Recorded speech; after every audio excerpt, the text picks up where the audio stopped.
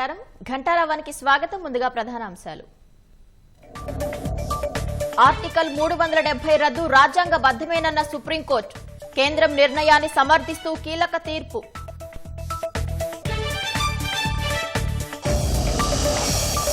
Article 370 రద్దులో రాష్ట్రపతి ప్రకటనపై జోక్యం చేసుకోలేం 2024 సెప్టెంబర్ 30లోగా ఎన్నికలు జరపాలన్న సుప్రీంకోర్టు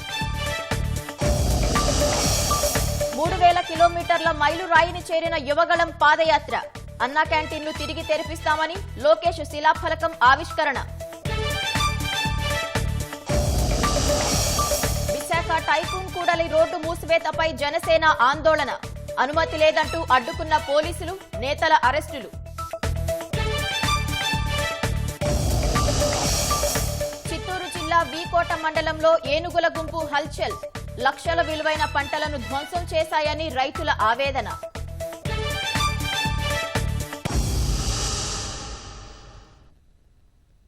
జమ్మూ కశ్మీర్ కు ప్రత్యేక ప్రతిపత్తిని కల్పించిన రాజ్యాంగంలోని 370 అధికరణం రద్దు రాజ్యాంగబద్ధమే అని సుప్రీంకోర్టు ఏకగ్రీవంగా తీర్పు వెలువరించింది. జమ్మూ కశ్మీర్ అంశంలో రాష్ట్రపతి ప్రకటనపై జోక్యం చేసుకోలేమని సర్వోన్నత న్యాయస్థానం స్పష్టం చేసింది. ఆర్టికల్ 370 రద్దుపై కేంద్రం వాదనను సమర్థించిన రాజ్యాంగ ధర్మాసనం పిటిషనర్ల వాదనలను తోసిపుచ్చింది. ఆర్టికల్ 370 అనేది తాత్కాలిక నిబంధన మాత్రమే అని గుర్తు చేసింది. से हमारी स्टेट की इकॉनमी को बहुत नुकसान होगा, ज़मीनें महंगी हो जाएंगी, पूरे हिंदुस्तान के लोग जम्मू और श्रीनगर आएंगे. हमारी महदूद हमारी यहाँ कोई बड़ी इंडस्ट्रियाँ नहीं है कि जिसमें हज़ारों या लाखों लोग काम करें. हमारी सबसे बड़ी इंडस्ट्री है टूरिज़्म और वो लिमिटेड लोगों के लिए है. हमारी सबसे बड़ी इंडस्ट्री जम्मू कश्मीर की है नौकरी, सरकारी नौकरी, और उसमें भी अब और बहुत कम नौकरियां होती. ज़ाहिर स्टेट बहुत छोटी है, अब उसमें पूरे मुल्क के 130 करोड़ जो आबादी हमारे में वो अप्लाई कर सकते हैं हर महकमे के लिए. तो हमारे जो नौजवान बच्चे हैं या बच्चे हैं पढ़ी लिखी, वो और बेकारी हमारी बढ़ेगी, कई गुना और ज़्यादा बढ़े. तो ये तमाम चीज़ें जब रखी गई थी आर्टिकल 370 में, 35A में, 35A में, इन तमाम चीज़ों को नज़र में रखा गया था कि एक बॉर्डर स्टेट है, एक तरफ से चाइना है, दूसरी तरफ से पाकिस्तान है, और कोई यहाँ ज़रिया आमदनी नहीं है, कोई खदाने नहीं है, बड़े कोयले की खदानें या दूसरी खदानें. तो ये चीज़ें आर्टिकल 370, 35A रखना चाहिए ताकि इनको तमाम लाज़िमात मिले. आज उन लाज़िमात से हम कोर्ट जाएंगे. हम कह सकते हैं आज के बाद जम्मू कश्मीर के लोगों का कोर्ट से भी अब भरोसा हट गया है. मैं ये तो नहीं कह सकता कोर्ट से भरोसा उठ गया, लेकिन ये था कि एक उम्मीद थी, क्योंकि कई चीज़ों में हम सब ने, हिंदुस्तान के हिंदू मुसलमान ने पिछले कई सालों से कहा था जो कोर्ट करेगा वो आखिरी फैसला होगा. जैसे बाबरी मस्जिद के बारे में कहा था, इसी तरह से और कई चीज़ों में कहा था और उसको स्वीकार किया था. तो अब हमारी उम्मीद थी कि सुप्रीम कोर्ट, क्योंकि वो किसी दल की, किसी पक्ष की, किसी सियासी पार्टी से ताल्लुक़ नहीं रखते हैं, और ख़ास तौर से आज की जो ये बेंच था वो बिल्कुल मैं कह सकता हूँ कि बहुत ही अच्छा बेंच था. लेकिन अब उन्होंने कॉन्स्टिट्यूशन को इंटरप्रेट किया और कॉन्स्टिट्यूशन के हिसाब से उन्होंने कहा कि 370 है. लेकिन मैं बुनियादी तौर पे कहता हूँ कि इसको ख़त्म करना 5 अगस्त 2019 को ही गलती थी. जल्दी में किया गया था, बहुत जल्दी में किया गया था, और जम्मू कश्मीर के अवाम से तो कोई पूछ नहीं सकता है इतने आम से, लेकिन जम्मू कश्मीर की सियासी पार्टियों से पूछा जाना चाहिए था, तो वो नहीं हुआ. पूछा तो नहीं गया. व्हाट नेक्स्ट पॉलिटिकली कोई और फंडा है या नाउ प्रिपरेशंस फॉर इलेक्शंस? अब तो सुप्रीम कोर्ट ने कह दिया है कि 30 सितंबर तक इलेक्शन होने चाहिए और उसके फौरी बाद स्टेटहुड देना चाहिए. तो अभी उन्होंने गुंजाइश कुछ रखी नहीं. तो अब ये कह सकते हैं कि ये जो फैसला था कोर्ट का, अब अदालत के खिलाफ तो कुछ नहीं कह सकते, लेकिन उससे जम्मू कश्मीर के तमाम अवाम में, हमें, हमारी पार्टी को बहुत मायूसी और अफसोस है। Restoration of statehood पर आप मुतमईन? नहीं, स्टेटहुड तो उन्होंने पहले ही पार्लियामेंट में कहा है, अब उसमें इलेक्शन का भी पहले ही कहा है, लेकिन इस सिलसिले में कम से कम जो सुप्रीम कोर्ट ने एक डेट तय कर दी कि भाई 30 सितंबर से पहले होना चाहिए और उसके फौरन बाद स्टेटहुड होना चाहिए, वो चीज़ तो हमारे हक में है। लेकिन जो दूसरी चीज़ थी जिससे हमारे जज्बात जुड़े थे, या हमारी तरक्की के लिए, हमारी मैशत के लिए, हमारी रोज़गार के लिए, बच्चों के रोज़गार के लिए, या ज़मीन महंगी ना हो, उसके लिए जो चीज़ें थी वो हमें नहीं मिल पाएंगी। एक बात माननी पड़ेगी, बीजेपी जो कह रहा है डंके की चोट पे कह रहा है, दरपर्दा कुछ नहीं हो रहा। जो पहले दिन कहा था आज भी उसे पछता है। हाँ, ये उनका 70 साल से उनके एजेंडे में था आर्टिकल 370, लेकिन वो 370 के बाहर भी गए। स्टेटहुड खत्म करने का नहीं था, यूनिटी बनाने का नहीं था, ये चीज़ें वो जो उनके एजेंडा में 70 साल से नहीं था उसके बाहर भी वो चले गए। आज़ाद साहब, ये जानना चाहूँगा कि अब इस फैसले के बाद जो है पॉलिटिकल पार्टीज और ख़ासकर डीपीएपी की जो सियासत है वो किधर जाती हुई दिख रही है? अब वो हम अपने साथियों से बात करें, लेकिन मैंने पहले ही कहा कि तो दो ही बड़े इदारे हैं, पार्लियामेंट और सुप्रीम कोर्ट, उससे तो ऊपर वाला खुदा है, उसके साथ तो हमारी अप्रोच नहीं है।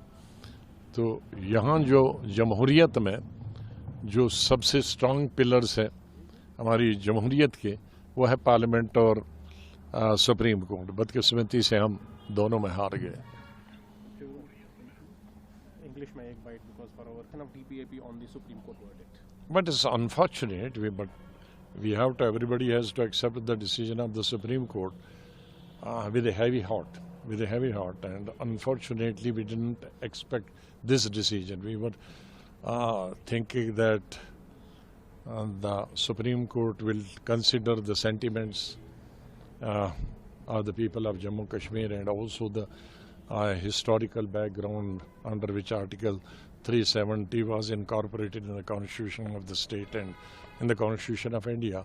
That will be taken into consideration. That was our hope, but unfortunately that has not happened.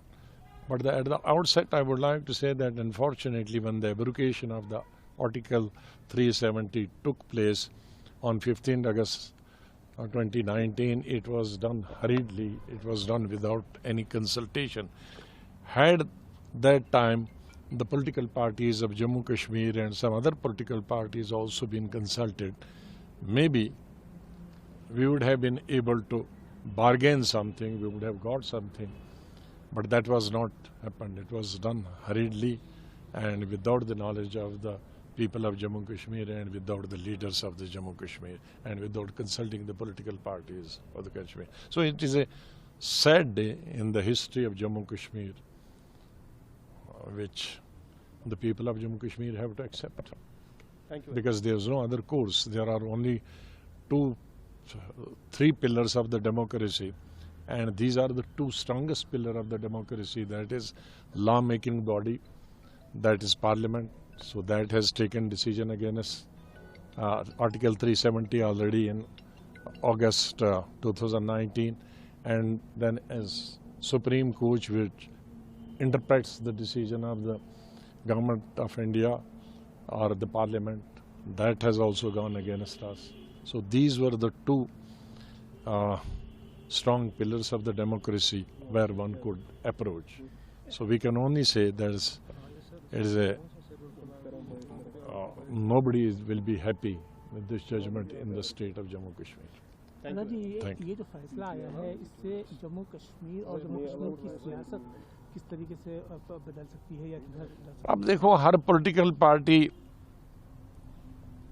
एक हकीकत है और एक है एक्सप्लॉइटेशन।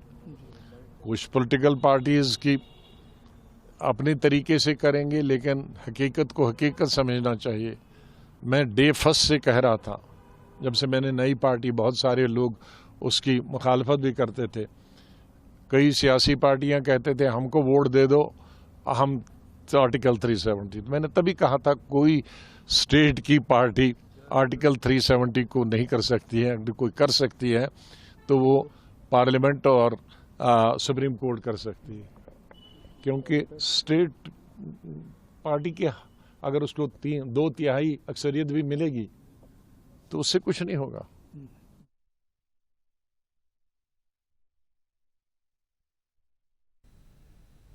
జమ్మూ కశ్మీర్ కు ప్రత్యేక ప్రతిపత్తి కల్పించిన ఆర్టికల్ 370 రద్దుపై పిటిషనర్ల వాదనలను సుప్రీంకోర్టు రాజ్యాంగ ధర్మాసనం తోసిపుచ్చింది. రద్దు సహేతుకమే అని ఏకగ్రీవంగా తీర్పు వెలువరించింది. జమ్మూ కశ్మీర్ను 2 భాగాలుగా విభజన చేయడానికి కూడా సుప్రీంకోర్టు ధర్మాసనం సమర్థించింది. జమ్మూ కశ్మీర్ అంశంలో రాష్ట్రపతి ప్రకటనపై జోక్యం చేసుకోలేమని తేల్చి చెప్పిన సీజీఐ భారత్లో విలీనం తర్వాత జమ్మూ కశ్మీర్కు ప్రత్యేక సార్వభౌమాధికారం లేదని తీర్పులో పేర్కొన్నారు. తాత్కాలిక అవసరాల కోసమే ఆర్టికల్ 370 పెట్టారని, ఆ అధికరణను రద్దు చేసే అధికారం రాష్ట్రపతికి ఉందని స్పష్టం చేశారు. హక్కుల అంశంలో జమ్మూ కశ్మీర్కు ప్రత్యేకత ఏమీ లేదన్న జస్టిస్ చంద్రచూడ్ మిగతా రాష్ట్రాలు కేంద్రపాలిత ప్రాంతాలతో జమ్మూ కశ్మీర్ సమానమే అని వ్యాఖ్యానించారు. ఆర్టికల్ 1, ఆర్టికల్ 370 ప్రకారం జమ్మూ కశ్మీర్ భారత్లో అంతర్భాగమే అని తీర్పులో పేర్కొన్నారు.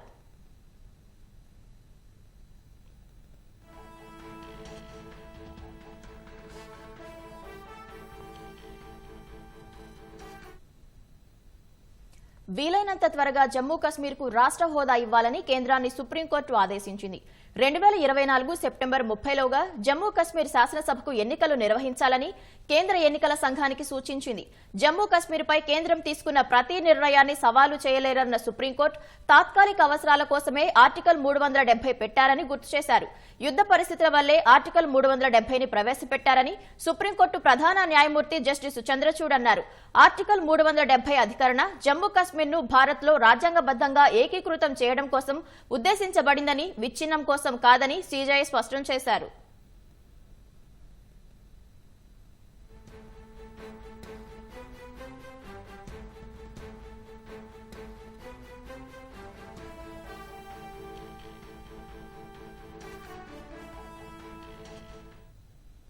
జమ్మూ కశ్మీర్ కు ప్రత్యేక హోదాను కల్పించే 370 ఆర్టికల్ను కేంద్రం 2019 ఆగస్టు 5న రద్దు చేసింది. ఆ రాష్ట్రాన్ని 2 కేంద్రపాలిత ప్రాంతాలుగా విభజించింది. ఈ నిర్ణయాన్ని వ్యతిరేకిస్తూ జమ్మూ కశ్మీర్ కు చెందిన పలు పార్టీలు సుప్రీంకోర్టులో పిటిషన్లు దాఖలు చేశాయి. వాటిపై సుప్రీంకోర్టు ప్రధాన న్యాయమూర్తి జస్టిస్ డివై చంద్రచూడ్ నేతృత్వంలోని 5 సభ్యుల రాజ్యాంగ ధర్మాసనం ఈ ఏడాది ఆగస్టు 2 నుంచి సుదీర్ఘంగా విచారణ జరిపింది. సెప్టెంబర్ 5న తన తీర్పును రిజర్వ్లో ఉంచింది. తాజాగా ఆ తీర్పును వెలువరించింది. రాజ్యాంగ ధర్మాసనంలో ఇతర సభ్యులుగా Justice Sanjay Kishan Kaul, Justice Sanjiv Khanna, Justice BR Gavai, Justice Suryakant ఉన్నారు.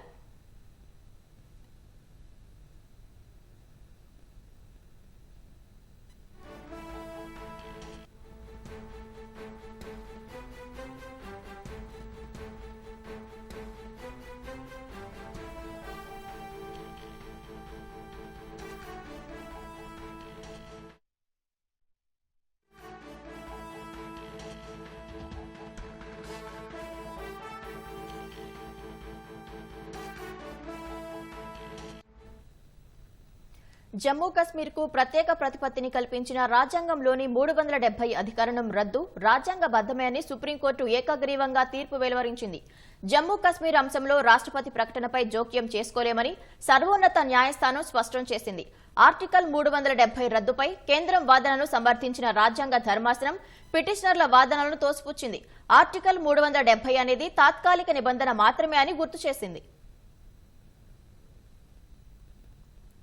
జమ్మూ కశ్మీర్ కు ప్రత్యేక ప్రతిపత్తి కల్పించిన ఆర్టికల్ 370 రద్దుపై పిటిషనర్ల వాదనలను సుప్రీంకోర్టు రాజ్యాంగ ధర్మాసనం తోసిపుచ్చింది. రద్దు సహేతుకమే అని ఏకగ్రీవంగా తీర్పు వెలువరించింది. జమ్మూ కశ్మీర్ ను 2 భాగాలుగా విభజన చేయడానికి కూడా సుప్రీంకోర్టు ధర్మాసనం సమర్థించింది. జమ్మూ కశ్మీర్ అంశంలో రాష్ట్రపతి ప్రకటనపై జోక్యం చేసుకోలేమని తేల్చి చెప్పిన సీజీఐ భారత్లో విలీనం తర్వాత జమ్మూ కశ్మీర్ కు ప్రత్యేక సార్వభౌమాధికారం లేదని తీర్పులో పేర్కొన్నారు. తాత్కాలిక అవసరాల కోసమే ఆర్టికల్ 370 పెట్టారని, ఆ అధికరణను రద్దు చేసే అధికారం రాష్ట్రపతికి ఉందని స్పష్టం చేశారు. హక్కుల అంశంలో జమ్మూ కశ్మీర్ కు ప్రత్యేకత ఏమీ లేదన్న జస్టిస్ చంద్రచూడ్ మిగతా రాష్ట్రాలు కేంద్రపాలిత ప్రాంతాలతో జమ్మూ కశ్మీర్ సమానమే అని వ్యాఖ్యానించారు. ఆర్టికల్ 1, ఆర్టికల్ 370 ప్రకారం జమ్మూ కశ్మీర్ భారత్లో అంతర్భాగమే అని తీర్పులో పేర్కొన్నారు.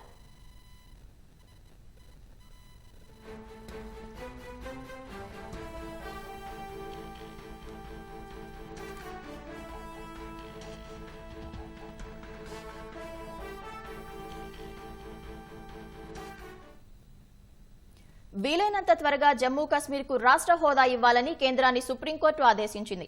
2024 సెప్టెంబర్ 30లోగా జమ్మూ కశ్మీర్ శాసనసభకు ఎన్నికలు నిర్వహించాలని కేంద్ర ఎన్నికల సంఘానికి సూచించింది. జమ్మూ కశ్మీర్పై కేంద్రం తీసుకున్న ప్రతి నిర్ణయాన్ని సవాలు చేయలేరన్న సుప్రీంకోర్టు తాత్కాలిక అవసరాల కోసమే ఆర్టికల్ 370 పెట్టారని గుర్తు చేసింది. యుద్ధ పరిస్థితుల వల్లే ఆర్టికల్ 370ని ప్రవేశపెట్టారని సుప్రీంకోర్టు ప్రధాన న్యాయమూర్తి జస్టిస్ చంద్రచూడ్ అన్నారు. ఆర్టికల్ 370 అధికరణ జమ్మూ కశ్మీర్ను భారత్లో రాజ్యాంగబద్ధంగా ఏకీకృతం చేయడం కోసం ఉద్దేశించబడిందని, విచ్ఛిన్నం కోసం కాదమని సీజే స్పష్టం చేశారు.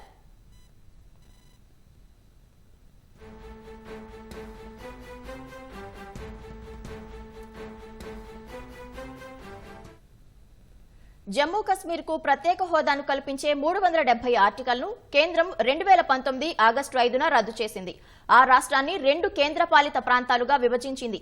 ఈ నిర్ణయాన్ని వ్యతిరేకిస్తూ జమ్మూ కశ్మీర్ కు చెందిన పలు పార్టీలు సుప్రీంకోర్టులో పిటిషన్లు దాఖలు చేశాయి. వాటిపై సుప్రీంకోర్టు ప్రధాన న్యాయమూర్తి జస్టిస్ డివై చంద్రచూడ్ నేతృత్వంలోని 5 సభ్యుల రాజ్యాంగ ధర్మాసనం ఈ ఏడాది ఆగస్టు 2 నుంచి సుదీర్ఘంగా విచారణ జరిపింది. సెప్టెంబర్ 5న తన తీర్పును రిజర్వ్లో ఉంచింది. తాజాగా ఆ తీర్పును వెలువరించింది. రాజ్యాంగ ధర్మాసనంలో ఇతర సభ్యులుగా Justice Sanjay Kishan Kaul, Justice Sanjiv Khanna, Justice BR Gavai, Justice Suryakant ఉన్నారు.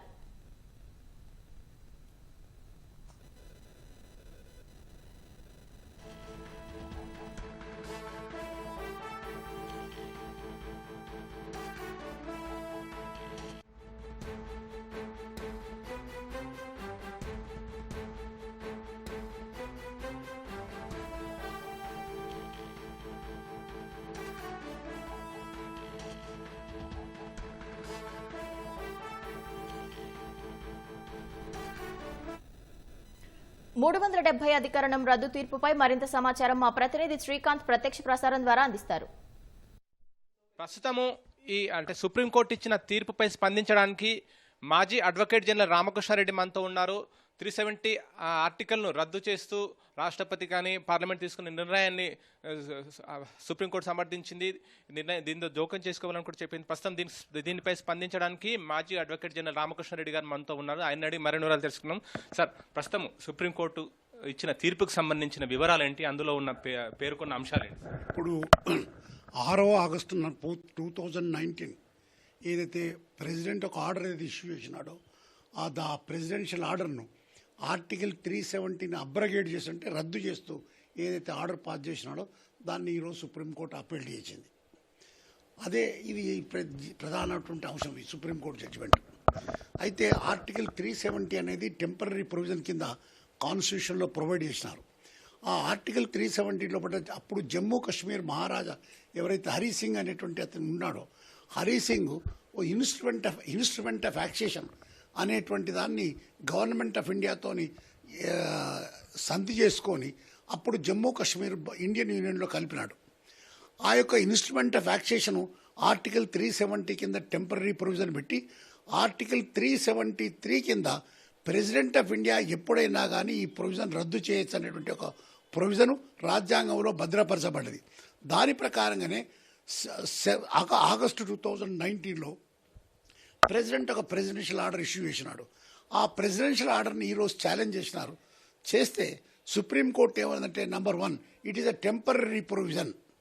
రెండవది ఏంటంటే దాన్ని మేము సుప్రీంకోర్టు ఏమన్నదంటే ఆ యొక్క దాని ఛాలెంజ్ని మేము ఇంటర్ఫియర్ చేయలేము, అంటే మేము దాని గురించి విచారించలేము.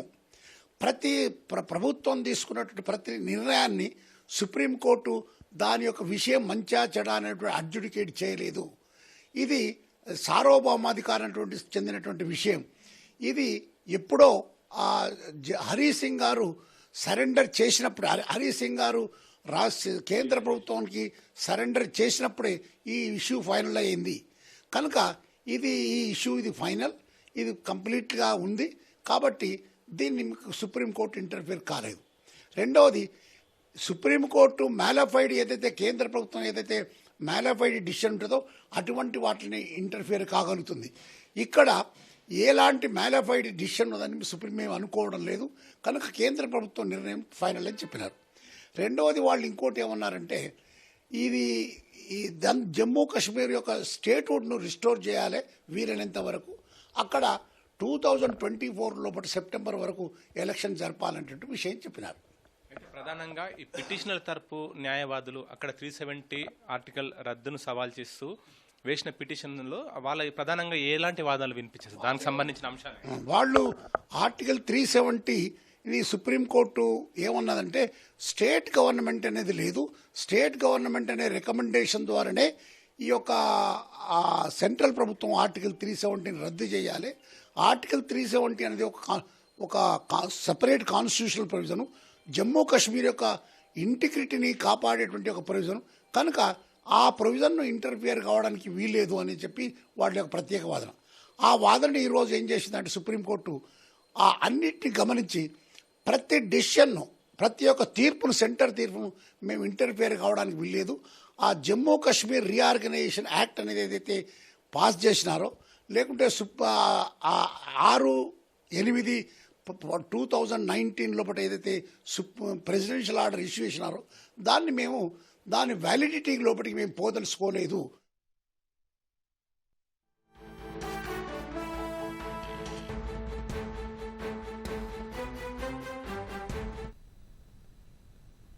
మంగళగిరి శాసనసభ్యత్వానికి ఎమ్మెల్యే ఆళ్ల రామకృష్ణారెడ్డి రాజీనామా చేశారు. శాసనసభ కార్యదర్శికి రాజీనామా లేఖను అందించారు. అలాగే వైకాపాకు కూడా ఆర్కే రాజీనామా చేశారు. ముందుగా మంగళగిరి నియోజకవర్గ ప్రజలందరికీ కూడా నా నమస్కారాలు తెలియజేసుకుంటా ఉన్నా. 2014 నుండి 2019 వరకు, 2019 నుంచి ఇప్పటి వరకు 2 సార్లు నన్ను శాసనసభ్యుడిగా ఎన్నుకున్నందుకు నేను వాళ్ళకి జీవితాంతం రుణపడి ఉంటానని చెప్పి తెలియజేసుకుంటా ఉన్నాను. ఈ 2 పర్యాయాలు ఎమ్మెల్యేగా నన్ను మంగళగిరి నియోజకవర్గ ప్రజలు గెలిపించుకున్న తర్వాత ఈ 2 సార్లు కూడా అంటే సుమారు 9.5 సంవత్సరాల కాలంలో నీతి నిజాయితీలతోటి ధర్మంగా ఒక శాసనసభ్యుడు ప్రజాస్వామ్యంలో తను గెలిపించినటువంటి ప్రజలకు ఏ విధంగా అండగా నిలబడాలి, వాళ్ళ సమస్యలు తీర్చడంలో ఏ విధంగా పనిచేయాలి అనే దానికి నేను పూర్తిగా కట్టుబడి పనిచేశాననేది అందరికీ తెలిసినటువంటి విషయం. అలాంటి అవకాశం కల్పించినందుకు మరొకసారి ధన్యవాదాలు తెలియజేసుకుంటూ, ఒకవైపు బాధగా ఉన్నప్పటికీ కూడా కఠినమైనటువంటి నిర్ణయం నేను తీసుకోవాలనిపించి తీసుకుంటా ఉన్నాను. 2 నిర్ణయాలు. ఒకటి, నేను మంగళగిరి సభ్యత్వానికి నేను ఈ రోజున రాజీనామా చేయడం జరిగింది. రాజీనామా ప్రతిని స్పీకర్ గారి ఫార్మాట్లో తీసుకొని వెళ్ళి దాన్ని స్పీకర్ గారికి అందజేయడానికి శాసనసభకు వెళ్ళటం జరిగింది. గౌరవ స్పీకర్ గారు అందుబాటులో లేకపోవటం వల్ల ఆయన ఓఎస్డీ గారికి నా లేఖను అందించి నా రాజీనామాని ఆమోదించమని చెప్పేసి కోరటం జరిగింది. రెండవది, నేను 1995వ సంవత్సరం నుంచి రాజకీయాల్లో అగ్రెసివ్గా పనిచేసుకుంటూ వచ్చాను. మాది పెదకాకాని గ్రామం, పెదకాకాని మండలం, పొన్నూరు నియోజకవర్గం ప్రస్తుతం. ఆ రోజు నుంచి కాంగ్రెస్ పార్టీలో రాజశేఖర రెడ్డి గారి దగ్గర పనిచేస్తూ 2004లో సత్తెనపల్లి కాంగ్రెస్ సీట్ను ఆశించి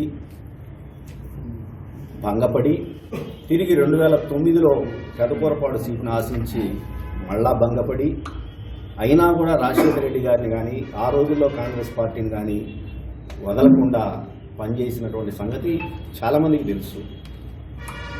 రాజశేఖర రెడ్డి గారి మరణానంతరం జగన్మోహన్ రెడ్డి గారు పార్టీ పెట్టడం, ఆ పార్టీలోకి నేను కూడా జగన్మోహన్ రెడ్డి గారు ఆహ్వానించిన మేరకు వెళ్ళటం జరిగింది. జగన్మోహన్ రెడ్డి గారు నాకు 2 సార్లు మరి శాసనసభ్యుడిగా అవకాశం కల్పించినందుకు ఆయనకి ధన్యవాదాలు తెలియజేసుకుంటా ఉన్నా.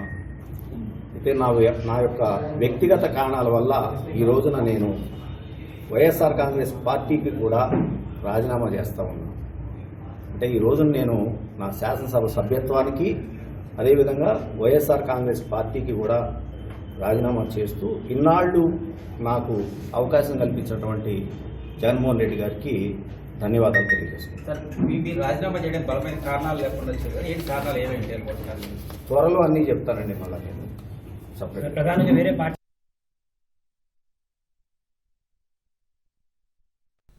తెలుగుదేశం ప్రధాన కార్యదర్శి నారా లోకేష్ యువగళం పాదయాత్ర 3000 కిలోమీటర్ల మైలురాయిని అధిగమించింది. 3000 కిలోమీటర్ల పాదయాత్రకు గుర్తుగా కాకినాడ జిల్లా రాజుల కొత్తూరు వద్ద లోకేష్ పైలాన్ ఆవిష్కరించారు. ఆ తర్వాత పార్టీ నేతలు కార్యకర్తలతో కలిసి ముందుకు సాగారు.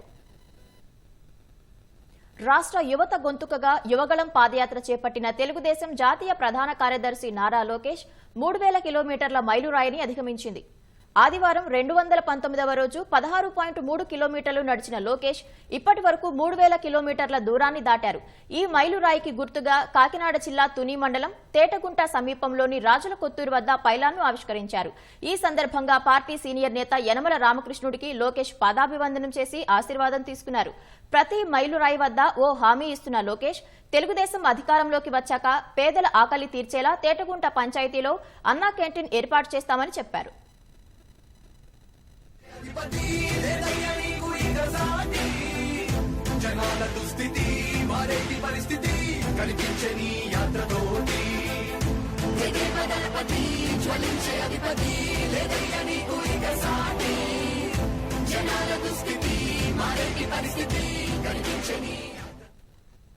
పైలాన్ ఆవిష్కరణ తర్వాత పార్టీ నేతలు కార్యకర్తలు అభిమానులతో కలిసి లోకేష్ ముందుకు సాగారు.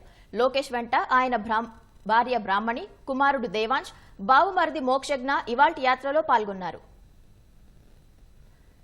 జనవరి 27న కుప్పంలో లోకేష్ పాదయాత్ర ప్రారంభమైంది. ప్రభుత్వం వైకాపా నాయకుల నుంచి అవరోధాలు ఎదురైనా ప్రజాగళం వినిపిస్తూ ఆయన ముందుకు సాగారు. 10 ఉమ్మడి జిల్లాల్లోని 92 నియోజకవర్గాల మీదుగా సాగిన యాత్రకు ప్రజలు బ్రహ్మరథం పట్టారు. ఉమ్మడి తూర్పుగోదావరి జిల్లా మలికీపురం మండలం దిండి వద్ద సెప్టెంబర్ 8న యాత్ర ప్రవేశించింది. ఆ మరుసటి రోజు చంద్రబాబు అరెస్టు నేపథ్యంలో పాదయాత్ర 79 రోజుల పాటు ఆగింది. గత నెల 26న యాత్రను పునః ప్రారంభించగా ప్రజలు నీరాజనం పలుకుతున్నారు.